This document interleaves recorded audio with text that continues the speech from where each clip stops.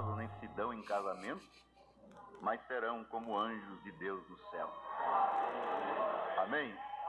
Então lá não tem esse sentimento do ciúme, esse sentimento da preocupação, quem é que vai ser o marido, quem é que vai ser a mulher. Porque os anjos, você não vê eles dizer que quando alguém quer discutir uma coisa difícil que não existe, eles estão discutindo o sexo dos anjos? É porque é baseado nesse ensino da Escritura. Então, está confirmado. Agora, tem uma pergunta aqui: pastor, no milênio vai nascer criança? Inclusive, eu conversava com a irmã há pouco. Como é seu nome, irmã? A irmã Inês, a irmã Inês. Então, nós falávamos ali, entende? Porque muita gente confunde o arrebatamento, confunde o milênio com a eternidade. Mas está claro nas mensagens, não é, que o milênio é um tempo especial. É um tempo, para começar, não pode ser eterno, porque tem tempo determinado. O milênio, 1000 anos só. E a eternidade não tem isso. Então nós não podemos confundir o milênio com a eternidade.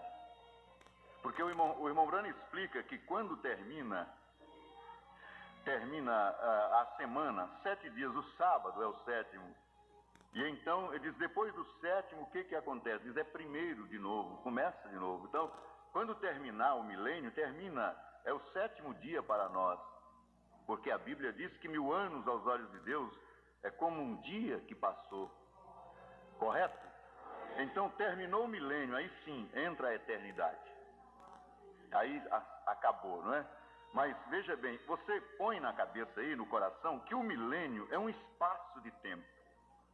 Vai ser um tempo onde o próprio diabo estará preso. A Bíblia diz claro ali que ele ficará preso 1000 anos. Ele estará preso. E depois ele será solto novamente. Então não é eternidade, ele será solto de novo. E ele vai tentar invadir a cidade santa, né? Cercar a Nova Jerusalém, e ele vai ser destruído finalmente. Mas naquele período vai ser tão pacífico. Eu falei aqui ontem isso ainda, né? Que não existirá acidente de trânsito, não existirá crime, delegacias, hospitais, presídios, porque Satanás está preso. E ele não vai causar dano, usar homem nenhum para fazer nenhum mal. Correto? Então, a resposta é essa. Nesse período de tempo, sim. No milênio, veja bem, eu vou ler aqui a Bíblia e deixo a resposta da Bíblia. Veja bem o que eu vou ler. Pois eis que eu crio novos céus e nova terra, e não haverá lembrança das coisas passadas, nem mais se recordarão.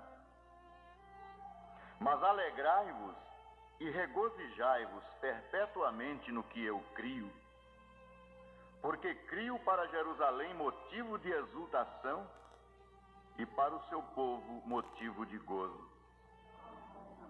E exultarei em Jerusalém e folgarei no meu povo, e nunca mais se ouvirá nela voz de choro, nem voz de clamor.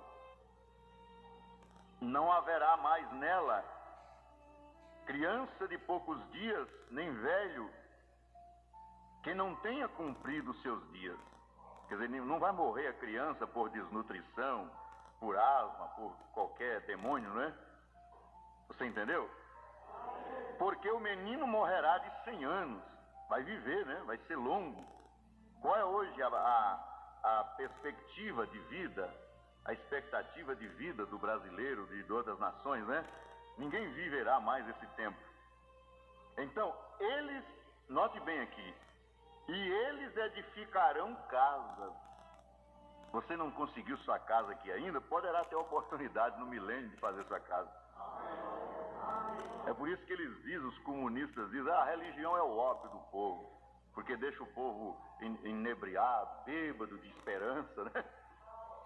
Que ópio bom, né? Que bom essa esperança, correto? Aleluia! Eles não entendem, né? Então vejam bem, e eles edificarão casas, mas não é na eternidade, é no milênio. É no milênio que vai ser isso. E as habitarão, e plantarão vinhas. Esta pergunta foi feita ao irmão Brando. Ele disse sim. Irmão Brando, nós vamos comer no milênio? Ele disse sim, nós estaremos aqui comendo, bebendo, plantando e edificando. É um tempo de prosperidade que nós vamos viver.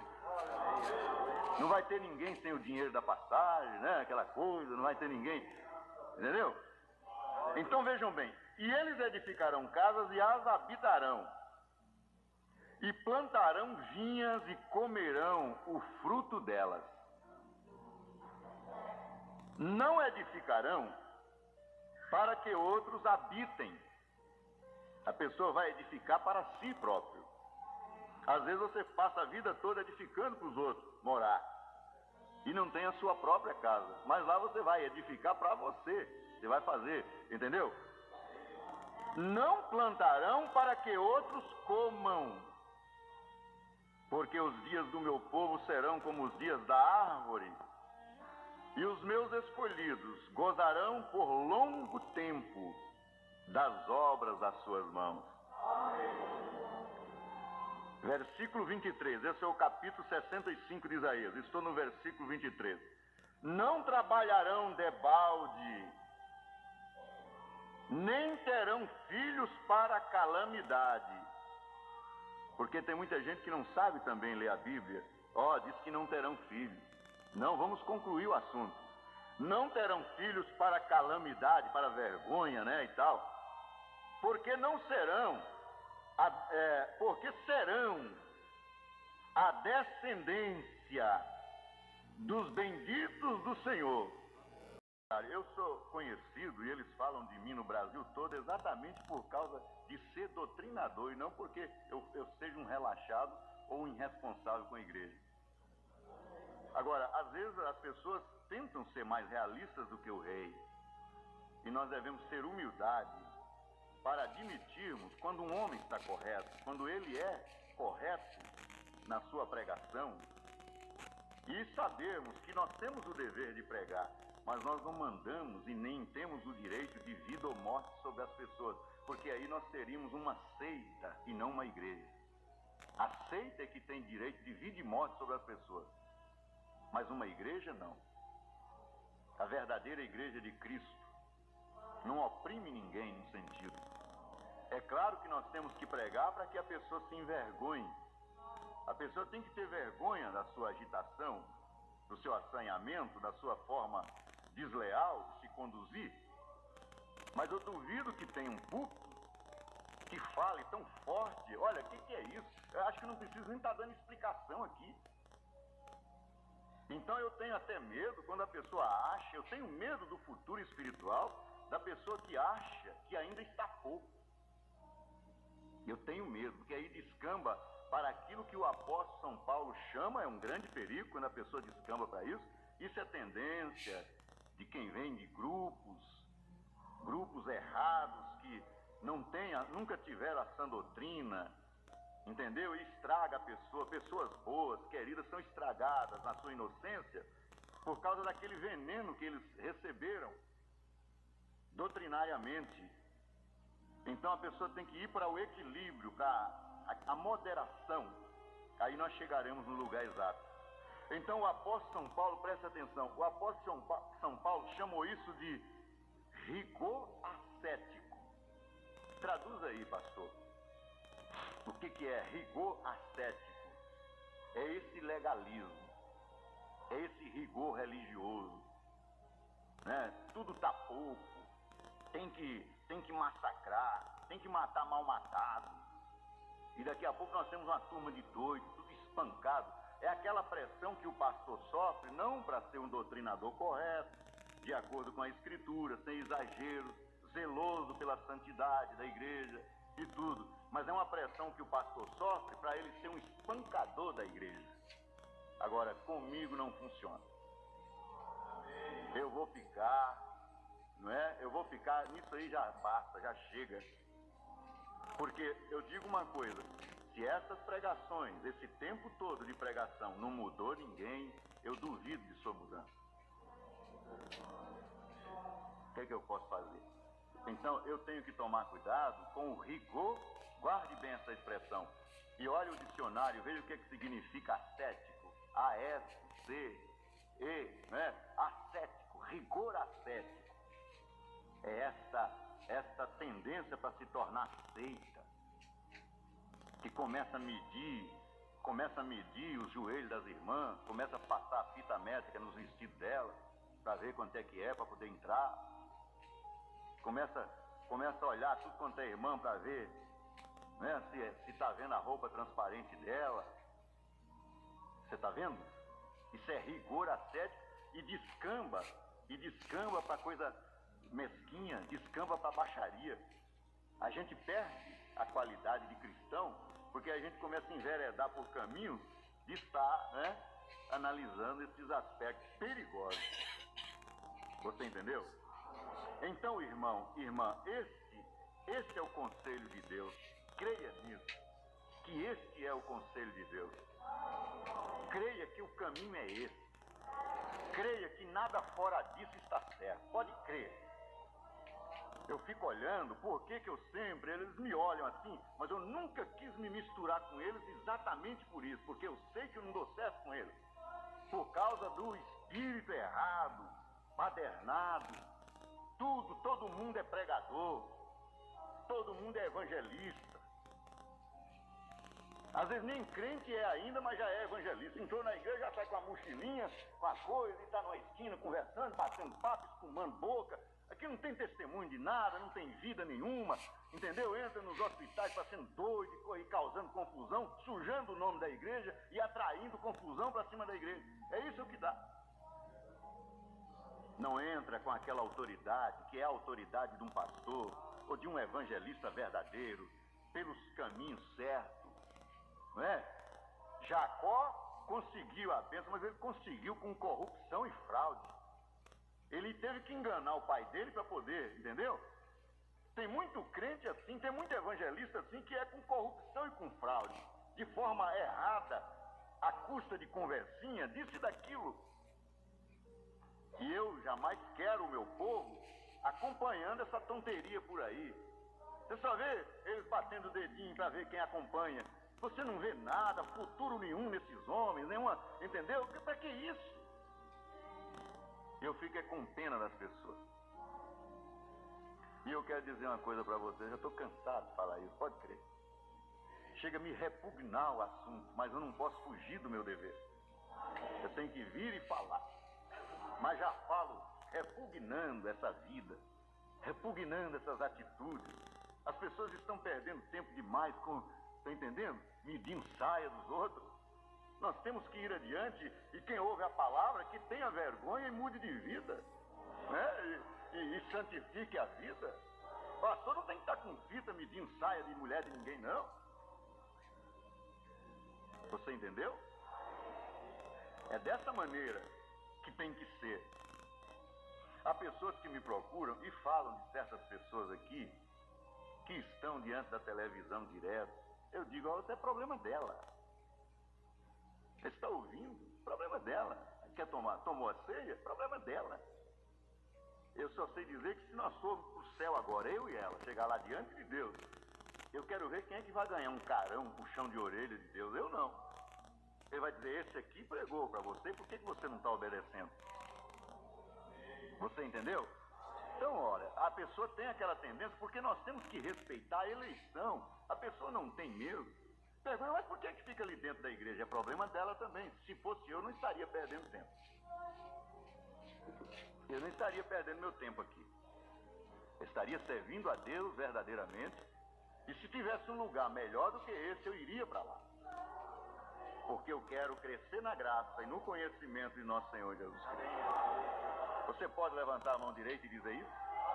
Diga, eu quero crescer na graça e no conhecimento de nosso Senhor Jesus Cristo. Que Deus lhe abençoe e que você cresça. Entende? Mas deixa eu responder aqui, concluir. Perguntaram para o irmão Brana, um grupo de irmãs. Irmão Brana, está em perguntas e respostas. Nas mensagens, perguntas e respostas.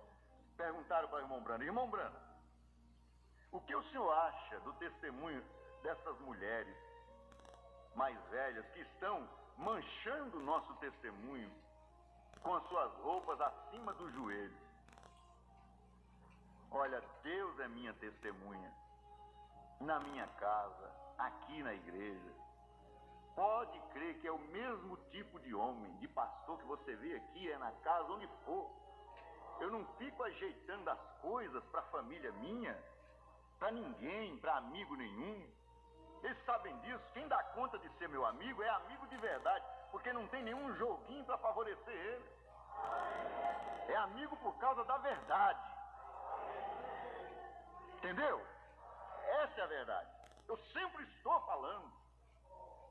Agora, nós temos que ter... Aí é onde muitos ficam loucos da vida e começam a perder o rumo. Porque tem um limite. Você não pode forçar as coisas, quebrar as coisas. A Bíblia vem e diz, ó, combatendo o rigor ascético, a Bíblia vem e diz, não por força nem por violência. Mostrar força religiosa, violência religiosa. Nem por força nem por violência, mas pelo quê? Pelo meu espírito, diz o quê? O Senhor dos Exércitos. Diz o Senhor dos Exércitos. É pelo espírito. Agora eu não sei porquê, há pessoas que nunca dão conta de aprumar mais na vida espiritual. E eu acho que chegou a hora de dar uma freada, viu, irmão? Viu, irmã? Dá uma freada nisso. Para com as murmurações. Porque acho que vocês estão querendo coisas que isso não existe. Querer mais o que depois disso aqui? É querer arrebentar tudo, então? Violar tudo? Porque, meu Deus, basta de doutrina. Basta de falar tão claro, de avisar todo dia. Então, para que mais? Ninguém vai melhorar. Eu pergunto, me mostre. Eu faço o desafio, me mostre outra que possa fazer dessa forma como nós fazemos. Me mostra aqui. Está lançado o desafio. Você encontra legalismo, é rigor ascético, é frouxidão, quando não é uma coisa é outra. Que você encontra é tonteria, todo mundo ruim da cabeça, tudo do psiquiatra, por causa das loucuras religiosas e dos exageros, é noite e dia, jejuando 30 dias. Ele tem o limite para tudo. Tem que estar orando toda hora, ninguém não conversa mais com a mulher, não pode conversar porque tem que santificar a vida. Entende? Termina perdendo a esposa, perdendo os filhos, perdendo tudo. Por causa disso, desse rigor, dessa violência. Eu fico pensando, que sede, que vontade de forçar as coisas, de falar, só vontade de falar. O que o irmão Brana respondeu? Aquela pergunta acerca daquelas irmãs que estavam envergonhando a fé das outras. O irmão Brana respondeu nervoso. Ele disse assim, a primeira coisa que ele disse, isso é uma desgraça. Veja que ele estava para falar assim, o irmão Brana é um homem educadíssimo, mas ele já estava tão agitado com aquilo, que ele disse, isso é uma desgraça. Está escrito assim, na resposta, isso é uma desgraça. Ele diz, eu tenho pregado mais duro que eu posso, é o meu caso. E disse mais, perguntou para as irmãs que estavam acusando, interrogando, aliás. Ele disse, se vocês descobriram uma forma delas obedecerem, por favor me avise, que eu vou usar imediatamente. Então eu digo a mesma coisa para quem acha que aqui está fraco, misericórdia.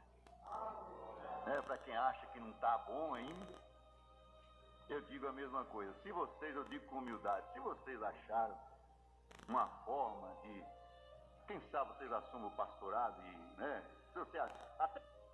Agora, eu quero dizer para os irmãos, os meus irmãos, as pessoas que assistem aqui, eu tenho uma responsabilidade com vocês, então por isso eu estou falando com vocês. Vocês deixem de reunir para falar, para achar falha na doutrina, no púlpito. Vocês estão pegando um juízo muito pesado. Vamos aguardar a partir de hoje e ver quem é que está certo? Não muda não, e continua, para vocês verem. Porque isso é injustiça. Isso é injustiça. E Deus não está na injustiça. Eu não creio que Deus esteja falando na sua boca. Porque Porque você tem que entender que tem pessoas que são até loucas, que às vezes estão no meio da gente. Pessoas com problemas, só pode ter problemas mentais.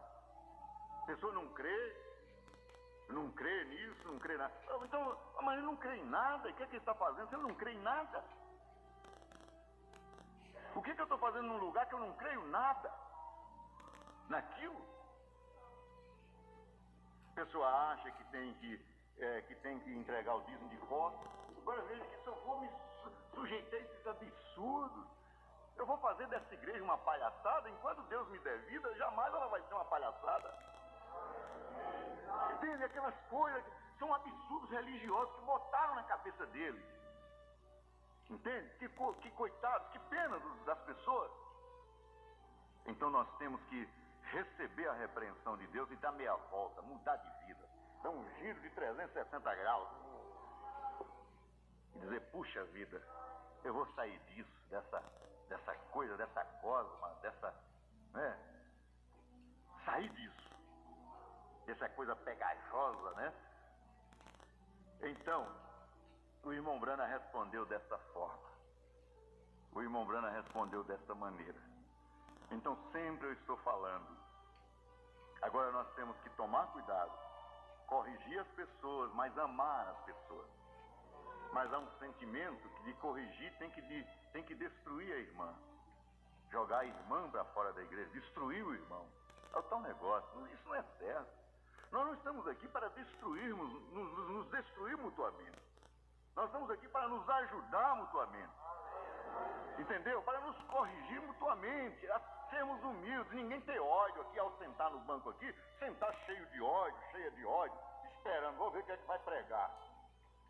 Conforme eu levanto e vou embora, levanta e vai, aí vai como Judas foi, infelizmente eu já vi muitos morrerem assim, nunca mais levantar espiritualmente. Então nós temos que tomar cuidado com a arrogância, de sermos dono da verdade. Não existe essa verdade absoluta a não ser em Deus. Todos nós estamos lutando para ser cada dia mais perfeitos. A própria Bíblia diz que a vereda do justo é como o romper da alva, da aurora, que vai clareando mais e mais até ser dia perfeito. Mesmo sendo justo, nós vamos ganhando luz e mais luz, né? Verdade e mais verdade. Você está em Provérbios isso aí? Vai clareando. Um culto desse clareia. Outro clareia, outro ponto. E vamos aprendendo até Jesus chegar. Porque a Bíblia diz que quando ele chegar, aí sim, o que é em parte vai ser aniquilado. O que é corruptível vai se revestir da incorruptibilidade. O que é imperfeito vai se revestir da perfeição. E nós seremos todos perfeitos. Mas nós temos que estabelecer uma doutrina, uma disciplina, e disciplinarmos a nós mesmos, a nossa alma, o nosso espírito. O irmão Brana diz que às vezes até o nosso espírito se torna rebelde certa hora. E passa a duvidar até da nossa eleição, sendo eleito, e o nosso espírito duvida da nossa eleição. O que é isso? Rebeldia do nosso espírito. Então são esses impulsos, né, gente? São essas coisas. Então